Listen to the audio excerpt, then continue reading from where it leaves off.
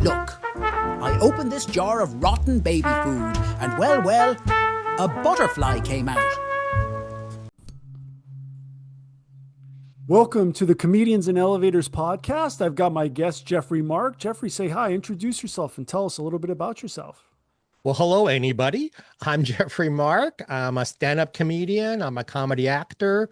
I'm a jazz singer. I'm a podcast host. I'm a best-selling author. I'm an Emmy winner. I'm a Grammy nominee. I look great in sparkles, and I'm really happy to be here.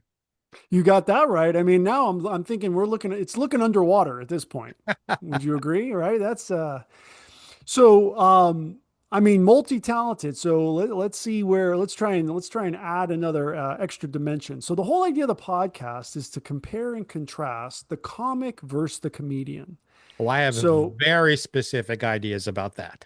okay, well, let me define my version, and then we'll get into it and see definitely see how you interpret it. So Go. I define it as the comic is any person telling funny jokes versus the comedian who is a funny person telling any jokes. And the idea is you start as a comic and you evolve into a comedian. Is that similar to your definition? I'd say 50%. We agree 50%. Oh, To me, a comedian is anybody uh-huh. who is professionally funny, meaning Okay, an actor in a film or a TV show, a okay. game show host who's witty, Hmm. um, a raconteur who tells stories, someone who does sketch comedy and is funny. To me, a comic is very specific. Someone who stands in front of the microphone and tells jokes or short, funny stories. All Okay. comics are not comedians. All comedians are not comics. Being a comic is very hard. It's a whole different set of muscles than being a comedian. Both require talent. That's my answer. I like it. I think it's the most kind of identifiable in how I'm defining it, but yet a little bit different. So let's start with some more specific questions and see how our definitions evolve, shall we? Sure.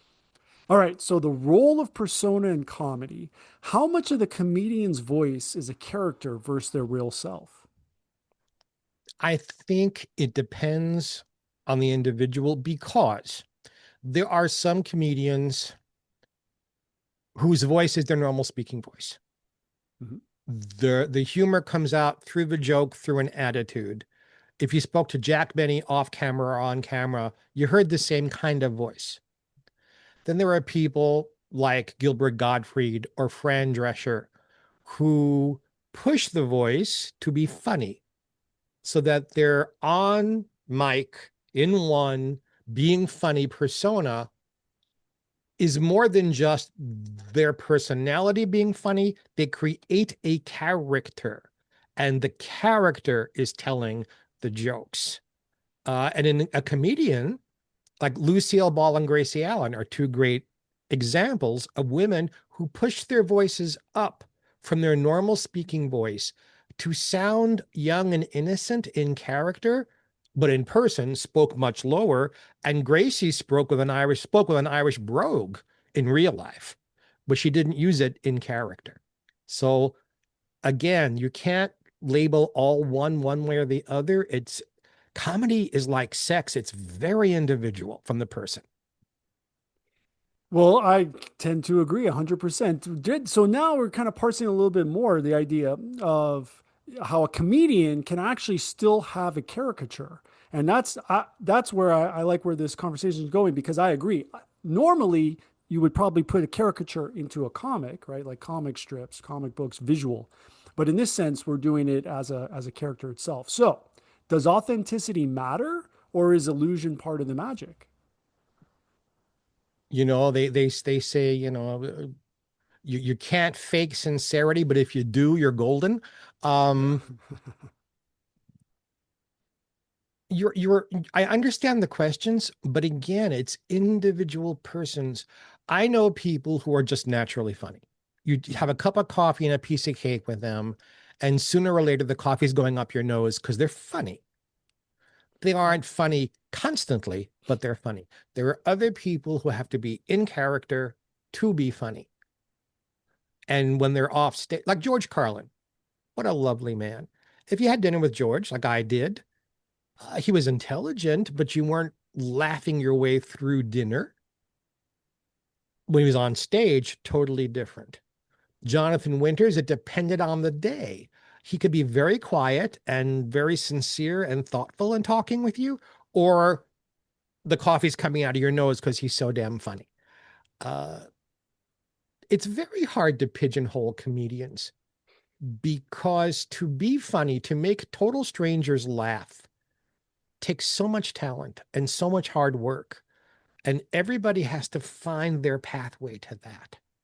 You know, I wear sparkles for a reason, and I wear the sparkles because a comedian said you're magic on stage, but you're dressed like a blankety blank accountant. Change your look, change your stage character. And you know what? It totally changed my career. So we're all different.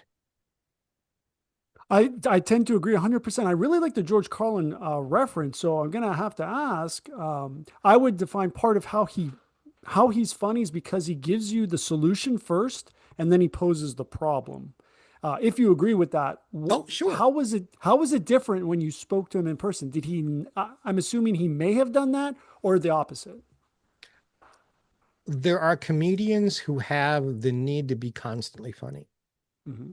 They never know when to stop. It's hard to Yeah. have a real conversation with them. George was not like that. George was thoughtful, I thought, sincere. He didn't just say the first thing came out of his mouth. He thought about responses to questions. People like George or Milton Berle. Milton loved to discuss comedy. And if you came up with a funny idea, he'd go, okay, that's funny. But you didn't sit at lunch and fall off the chair laughing. He wasn't performing for you. He was discussing with you. Right. And the brash, over the top, get out of my way guy, very different in person, very different having lunch or dinner with Milton. Other people, Jack Carter, another great stand-up comedian, it was mood. Sometimes you'd be laughing and sometimes you'd be crying because he could get very serious about things that hurt him. Well, that leads into the next question. I Punching try. up. No, you're 100%. I mean, I'm on. I'm 100% with you on this. So let's keep it rolling. So, punching up versus punching down. Where do comics versus comedians stand on this? And let me throw this at you. Did a jealous medieval prince become the first comedian by killing the court jester? What a great question. Well, at least literature says so. I don't know that in reality it was that way. I think humor is a human response to troubles and to dealing with the exigencies of everyday life. Mhm. Eventually, there are people who did it professionally. I don't believe in punching up and punching down.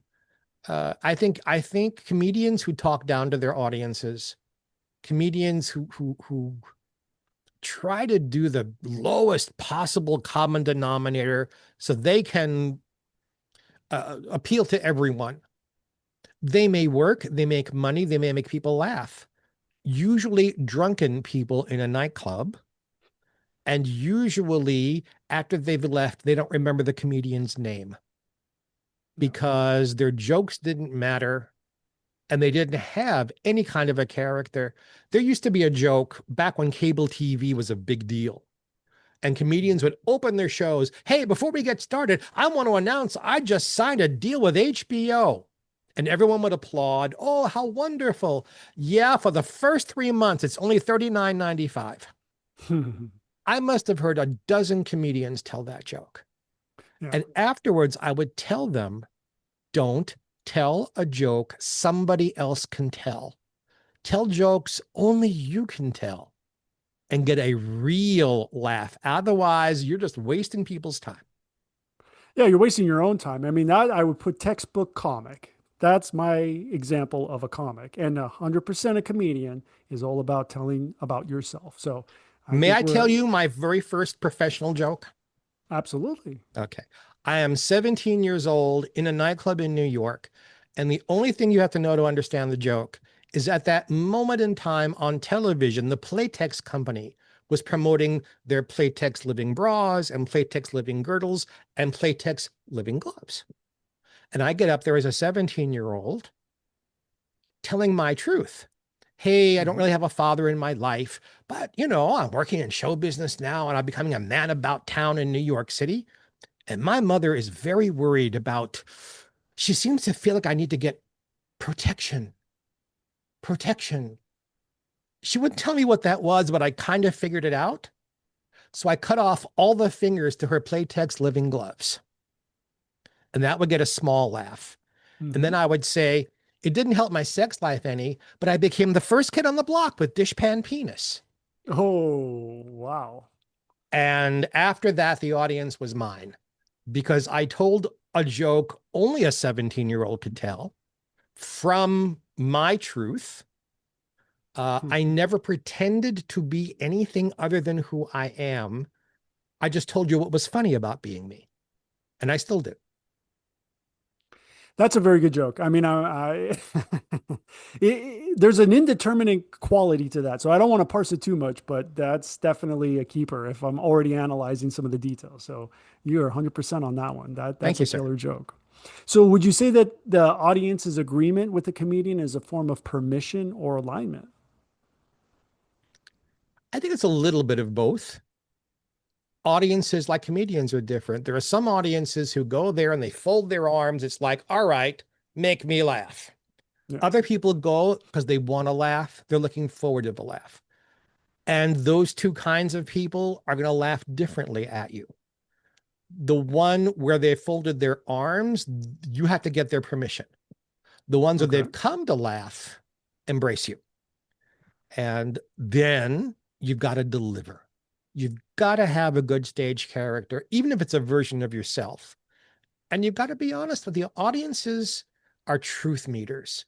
And if you baloney an audience, again, they may laugh, but they'll walk out. And what was the name of that guy again? And I want them to know who Geoffrey Mark is. So I bring Geoffrey Mark to the microphone. Hey, these I sequins mean, cost money. yeah, I mean it's coming across on camera pretty well, so you can see the detail. It's yeah, it's excellent. I'm really into it. It's Thank you. there's a And certain yours. well, thank you. I'm working it so I'm working on some of these details, so we're in alignment on that one. Okay, so cultural translation of comedy. How do jokes that work in one country bomb in another? Sometimes it's nomenclature. If one is an American comedian, comic, who goes to London or anywhere in the UK and tells jokes, you have to know that if your punchline is about an elevator, you have to call it a lift. If you're talking about your cramped apartment, you have to call it a flat. If by the way, am I allowed to use four-letter words on this show? Yes, you are. Okay. If you call somebody in London, you're not Uh-huh. referring to a woman's vagina, you're referring to somebody who's a jerk. And it's a Okay. commonly used word, but no one takes offense to like they do in this country. Okay.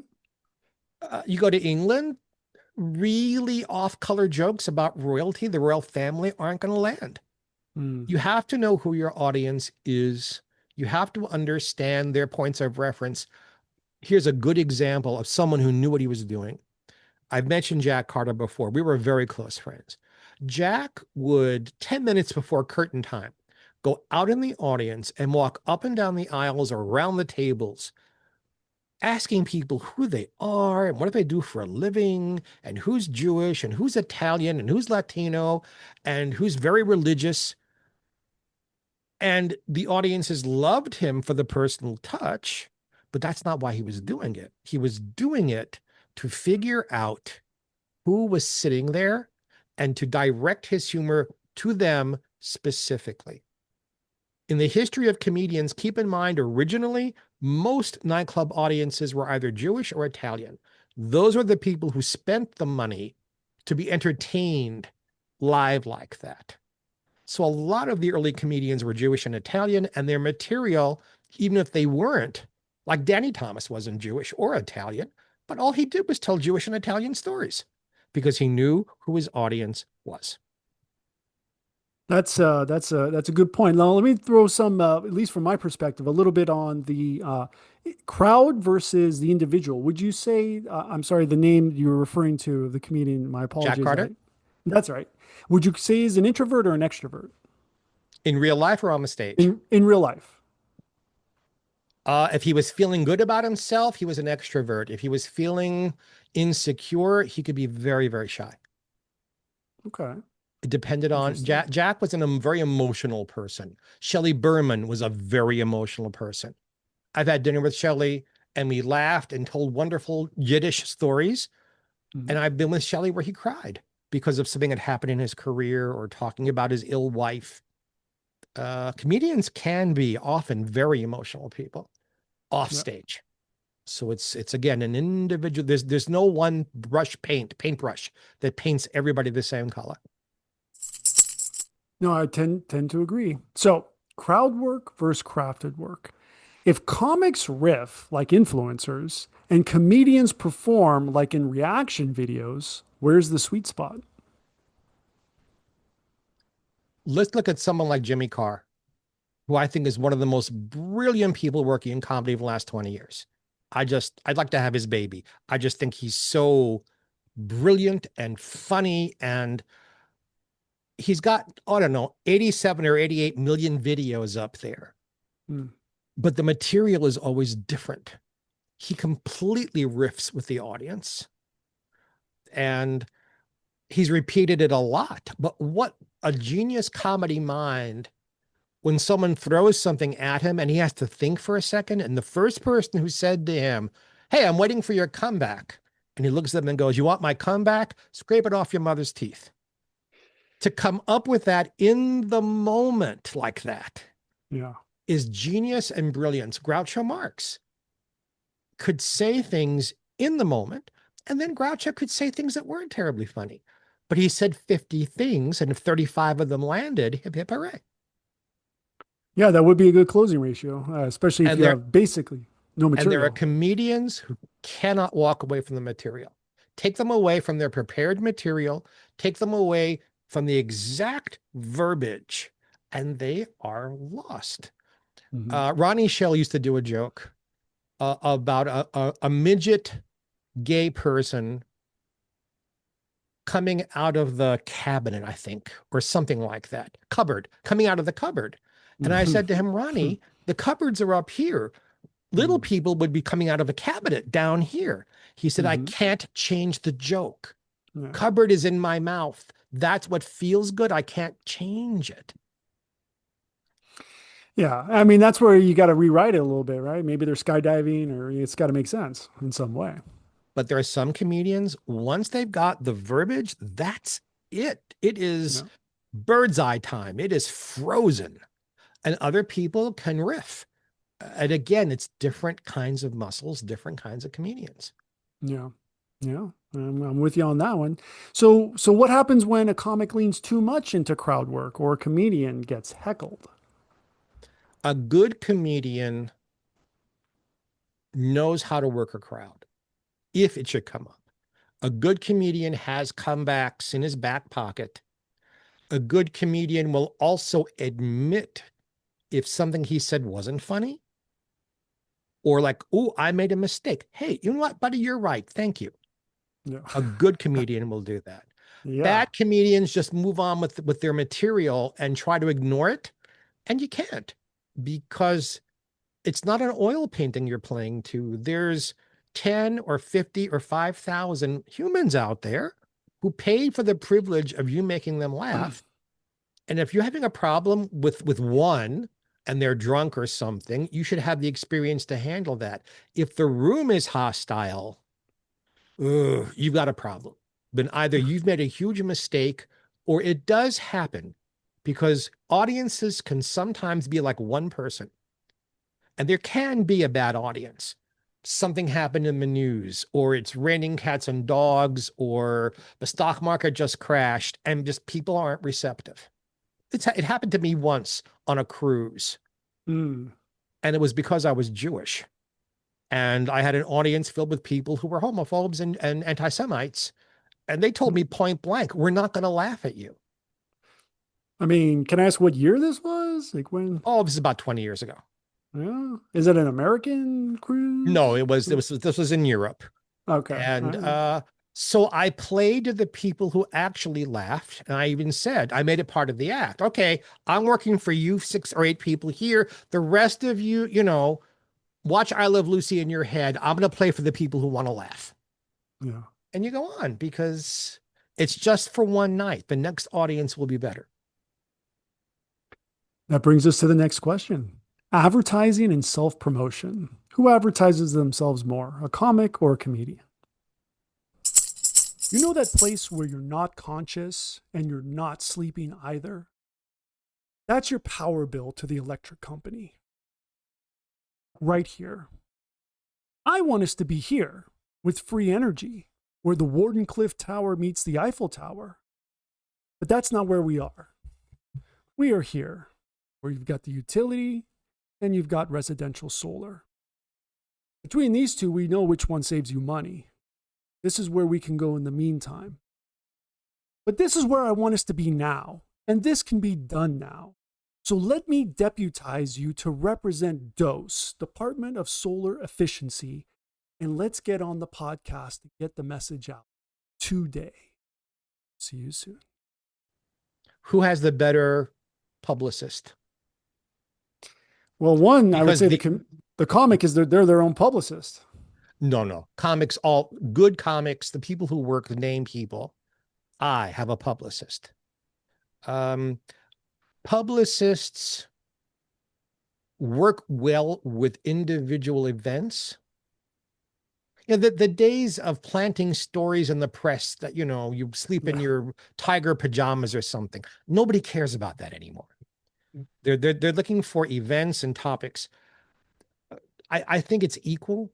I think everybody working in show business who's become a name of some kind, and I will assume I'm here because I am a name of some kind, you wouldn't have asked me.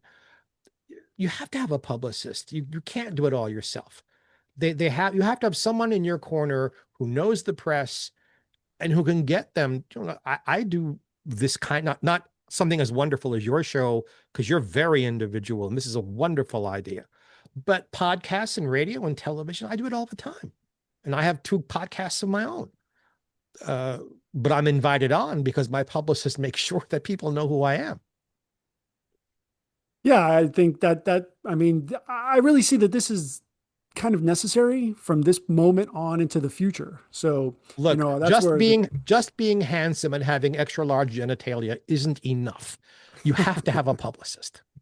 I guess so what could they be? I know I'm with you on that one, but what would they be doing? Is it just because there's so much more work to do? It's because the world has changed. When I was a young person, I'm a baby boomer. I don't lie about my age. When I was a young person, you had 3 television networks. If you were in a big city, maybe you had more local stations that showed local programming. You had radio, you had newspapers and magazines. But if someone appeared on the Ed Sullivan show and did well, the next day, everyone was talking about it. As a country, we culturally shared that. No one's watching network television anymore. I'm on podcasts that get bigger numbers than big time network television shows. So we're not all watching the same thing at the same time and having the same experience. The water cooler, I'll bet, has gotten dull. I'll bet people don't even go to the water cooler. They're busy on their phones doing this on their coffee breaks. So you have to work harder at being known, letting the public know where you're performing, what kind of a person you are, and that you are handsome and have large genitalia, so they want to come see you. Excellent. So just to tie that in, so you would say that the publicist is actually trying to access different timelines. So you sure, don't have to. You have right. to. You have to. It's a multiverse now. If you want the sci-fi thing, it's a multiverse of entertainment. It's all really over the place. That's what the publicist is doing today, contemporary, is that they're accessing the multiverse so you don't have to necessarily. My publicist is Harlan Bowl. I think he's the best in the business. Harlan works 12 days a week, 87 hours a day for his clients. constantly working with getting our names out there. And then, hey, can you do this interview? Can you do that interview? Oh, you're going to be singing at that place. You're going to be funny here. Let me get some publicity for you. That's how people Got it. show up. It's the only way. Again, we don't go on the Ed Sullivan show and say, hey, I'll be at this nightclub next Tuesday. Come see me. Right. Because not enough people are watching any of them anymore for it to pay off. Yeah. More people are Well, watching the Today Show than the Tonight Show. yeah. Yeah. Yeah. That's true. So, censorship and offense. Does a comic avoid offense while a comedian courts it to prove a point? I think you have it just the opposite. The comic is the guy who holds the mirror up to whatever's happening in our culture and makes jokes about it. So it's the comic's job, not to offend, but to make you think. If a comedian isn't making you think, he's golly, I don't want to use these 17 naughty words entered my mind. I don't want to use any of them. He's soft. He's impotent. He's not landing. If he's not, he or she, sorry about that, ladies, he or she is not making you think while you're laughing. A comedian is working from usually a script or at least a prearranged set of questions and answers. They know the questions, they got the prepared answers for them. That's where you have a little less controversy because you're dealing with still sponsors. You're dealing with corporate America who wants to offend nobody and have their corporate name on the product. In a nightclub, there's no corporate sponsor. It's you and the audience. And, you know, I 17, the first minute in, I'm talking about my dick. That's the difference. So, who survives better in a cancel culture environment? You know, I could talk about 5 hours about this cancel culture nonsense. Mm-hmm. You don't like a comedian or an actor or a singer, don't buy their material. Don't go see them. Don't go buy their book. Don't go buy their CD. Don't download their thing. Right. But they're still entitled to work and be out there for the people who do appreciate them. I think this cancel culture is such a fad. And like most fads, they hurt people after a while and eventually go away. And I think we're going to see the eventually going away 4 or 5 years from now. We're going to see that, oh, we shouldn't have done that. We're not there yet. We're not there yet. Well, so timing and delivery, is it a science or an art? Do comics rely more on structure and comedians more on rhythm and emotion? Do porn stars rely more on oral sex or vaginal sex? Yes. The answer is yes. One cannot tell a joke, even a well-written joke, without having some kind of comedy timing. The timing has to be there. You can be taught by a good director or someone, a mentor, hold an extra beat before you say that. Or wait, let the audience hit their apex of a laugh and let it come down, but don't let it go below this because you're going to lose them. You don't want to step on your laugh. You don't want to lose the laugh. It's called the sweet spot. Look for this sweet spot and start talking again. Jerry Van Dyke, Dick's brother, used to do a bit in his nightclub act playing a banjo. And the idea is he's singing I Got Rhythm, but he's got no rhythm. I got. See, you're laughing and I don't even have the banjo in my hand. Yeah.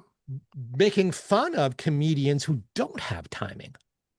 That is something you're born with. No one can teach you to be funny, but experienced people can teach you how to be funnier. A good director can teach a comedian how to be funnier in a script. Look at how wonderful Lucille Ball was on I Love Lucy. But she worked long hours with Bill Asher after work on making it perfect. So when she came to work the next day, her work was already done. Now she could rehearse it. Yeah. It's hard work. All right. Well, laughter versus applause. So are comics chasing laughs and comedians chasing applause breaks that validate the message? I think comics and comedians have the same bottom line. They want to make an audience laugh. They want to make an audience think. They want the audience to have a good time. I think chasing applause can become very phony after a while. Uh, Look at me. I've been funny. Ta-da. Yeah, motherfucker. You're supposed to be funny. Put your hands down and tell the next joke. Yeah. People Yeah. applaud because a joke takes them by surprise, or they're aware that the comedian just said something extemporaneously and they applaud, or they've heard the joke before and they love it, and it's like a favorite song. Oh, he Yeah. said that joke. Yay. Um, but chasing applause is a complete waste of time. Make people laugh. Do your fucking job. Make the folks laugh. The rest will come from that. I'm with you on that.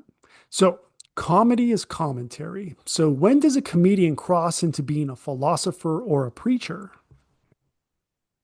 Cross into. Yeah. He is already a good comedian already. If you're telling jokes that have any kind of thought behind them or depth behind them, you're already a philosopher. George Carlin was a philosopher who happened to be funny and made his philosophy known and accepted through humor. We both know there are tons of comedians out there who all they do is tell drug jokes and say the word fuck as often as possible because drunk people fuck, tits, pussy. Ha ha ha. They're not philosophers. They're barely comedians. They're barely comics as far as I'm concerned. They're hacks. Mhm. But good people, you are a philosopher. You are doing social commentary, whether it's on your own life or somebody else's life or a situation. Uh, Even, and I find this to be so boring, all the comedians, if it's a woman, it's about men. If it's a man, it's about women, how awful the opposite sex is. The battle of the sexes. It's greatly exaggerated. We're all humans, but there is some truth there, and unhappily married people identify with it. But that's still social commentary. And if you're not doing any of that, yeah, you're wasting everybody's time. They shouldn't be paying you any more than a couple of bucks to be there. You're a Fair enough. filler. You're somebody who's making the audience thirsty, so they order some more drinks. No, that's the bottom line. So, right? Unfortunately, to the owners Unfortunately, of places, it is the bottom line. yes, it is. So, comedy and vulnerability. Would you say the comics hide behind their jokes and the comedians expose themselves? No, no, I really have to sort of ask you why you think comics and comedians have different goals or the bottom line, if you're somebody who lives in funny, if you live in Funnyville, that's where your soul is. You want to make the folks laugh. Not everyone has the material or the smarts or the talent to do jokes. Other people are wonderful with things written for them. But I don't think either of them are hiding behind anything. Uh, Situation comedy television, you have to bring something of yourself week after week, or the audience is going to go like, why do I like this guy? Comedians also, the good ones, comics have to bring a piece of themselves to the stage. Yes, it is very easy. Now, if you call someone an actor, I know many actors who hide behind the characters they're asked to play because they're not all that comfortable playing themselves. Yeah. Comics and comedians have to play themselves. You have to learn to be comfortable in your own skin, or you can't reveal anything about yourself. And if you don't reveal anything about yourself, you're a lousy comedian, you're a lousy comic. So that brings us to our last question. Ooh, it's Legacy. all gone already, Mike. I'm having so much fun here. Have me back. We're going to have to do 100%. We're going to have to do it again. So, who Please. gets remembered? Will the comics tight five survive time, or will the comedian's cultural point of view be more timeless? Unfortunately, and how our culture is today, it's access. If a comedian is in a lot of sitcoms and movies that are rerun over and over and over again, like Lucille Ball, they are remembered. There were people from the 50s who were in sitcoms, Eve Arden, Miss Brooks, and other women, Ann Southern and Private Secretary. Their shows are not rerun and they're not remembered, unfortunately. The same thing with comics. If they've done 18 HBO shows or 16 Comedy Central specials, or they end up hosting The Tonight Show or being a regular on Saturday Night Live, they're remembered. And if not, look, Norm Crosby was a dear friend of mine. Brilliant comedian, comic and comedian. He did both. You say Norm Crosby to a guy who's 30? Who? You know, even Jonathan Winters. If you mention his name, maybe they know him from It's a Mad, Mad, Mad, Mad World. Maybe. I'm helping to put together a salute to the Marx Brothers at the Hollywood Museum, a place I openly support and love. But there are people out there, if I say Harpo Marx, oh, I Love Lucy. They might remember him from that. These people didn't do sitcoms. And unless you watch their old movies, and we know how people are today, if it didn't happen yesterday, it's not interesting. Mm-hmm. That's another reason we have publicists. Shh, don't tell anybody. Just be our secret. Okay.